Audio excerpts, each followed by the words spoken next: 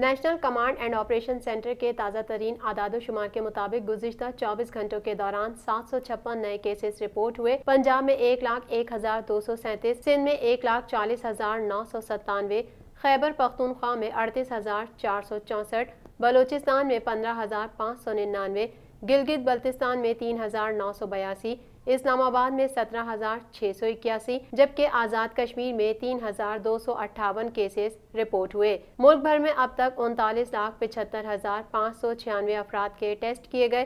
گزشتہ 24 گھنٹوں کے دوران 31,862 نئے ٹیسٹ کیے گئے۔